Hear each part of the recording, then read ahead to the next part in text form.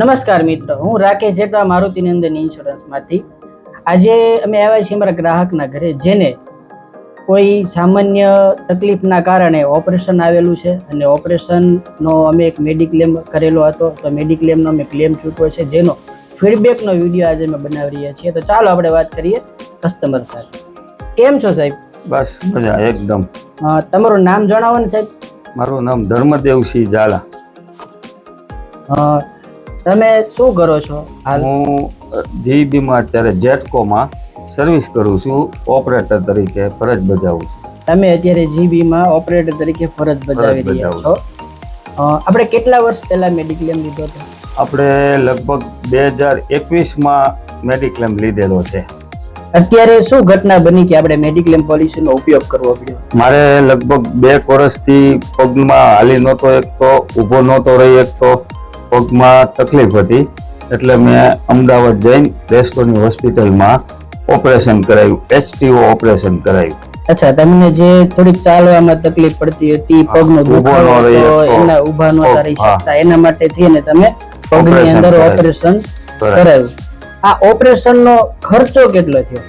લગભગ 355 ની આસપાસનો ખર્ચો થયો હતો આશરે. ઓકે, આશરે 3,55,000 રૂપિયાનો તમારે મેડિકલનો જે ઓપરેશન ખર્ચો આવ્યો. આ પૈસા તમને મેડિક્લેમ પોલિસીમાંથી પૂરેપૂરા મળી ગયા? આ મારું મેડિક્લેમ પાસ થઈ ગયો, લગભગ 3,48,49 ની આસપાસનો પાસ થઈ ગયો. ઓકે, એટલે પૂરો જ થઈ ગયો કહેવાય આમ તો. હા, 3,55,000 નો ખર્ચો થયો, તેની સામે 3,48,49 આજુબાજુનો પાસ થઈ ગયો. ઇન્સ્યોરન્સ કંપનીએ આપી દીધું. તમને સર્વિસનો અનુભવ કેવો હતો? સર્વિસનું એકદમ ફર્સ્ટ ક્લાસ. હું ક્યાંય ગયો નથી, કોઈ ડોક્યુમેન્ટ દેવા કે લેવા. મને ડોર ટુ ડોર જ તે રાકેશભાઈ જ તે ઘરે આવીને બધું લઈ ગયા હતા. જે કાંઈ એને જરૂરિયાત હોય એ બધી ફાઇલ બાઇલ બધું તે જ લઈ ગયા હતા મારી આગળથી. હું ક્યાંય કોઈ જગ્યાએ ગયેલો નથી.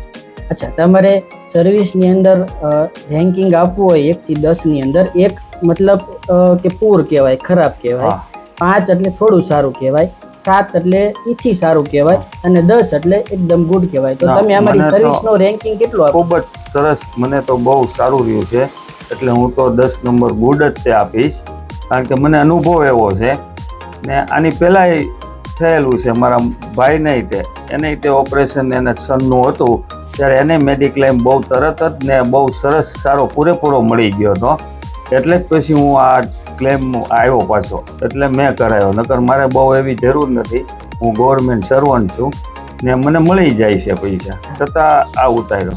તમે વાત કરો છો કે તમે જેટકોની અંદર નોકરી કરો છો, તો મેં એવું સાંભળ્યું છે કે પીજી વિશે લેતો તો જેટકોની અંદર જે નોકરી કરતા હોય એને એની કંપની દ્વારા, એટલે કે ગવર્મેન્ટ દ્વારા એક ઇન્સ્યોરન્સ આપવામાં આવે છે.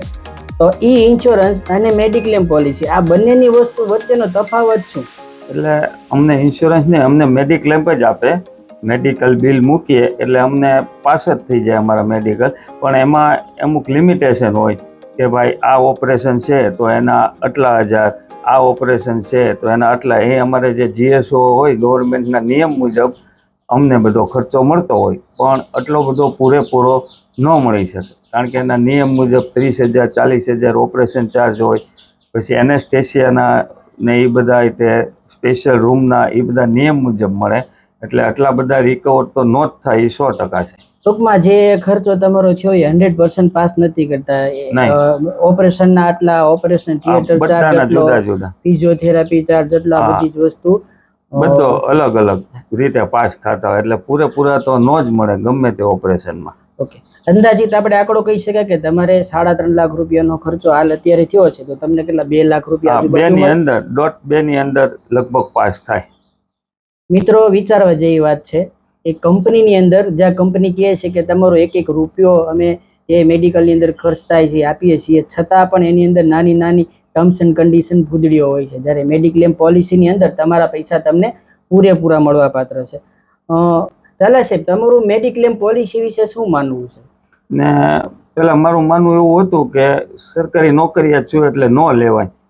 બાકી હવે એવું થાય નહીં, લેવી જ જોઈએ મેડિક્લેમ પોલિસી. ને કાલ સવારે 60 વર્ષ થાય એટલે અમે રિટાયર્ડ થઈ જાય. આ તો પહેલાંથી લીધેલી હોય તો એ પ્રમાણે ચાલુ રહે. ને ઉંમર થાય એમ પછી પ્રીમિયમ પછી મળે ન મળે મેડિક્લેમ ને પ્રીમિયમ એ વધતું જાય. એની કરતાં નાની ઉંમર હોય ત્યારથી તે મેડિક્લેમ ગવર્મેન્ટ સર્વન્ટ હોય તોય હોવો જ જોઈએ, હું એવું માનું છું.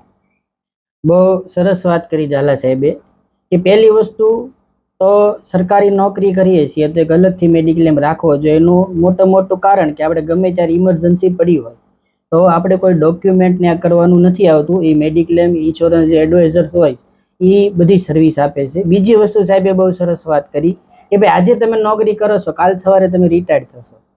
રિટાયર્ડ થશો તો એક તો ઉંમર થઈ ગઈ હશે, બીજી વસ્તુ કોઈ નાના મોટા રોગ આવી ગયા છે તો મેડિક્લેમ જોતો હશે તો પણ નહીં મળે. ખૂબ ખૂબ સરસ, ધન્યવાદ ઝાલા સાહેબ.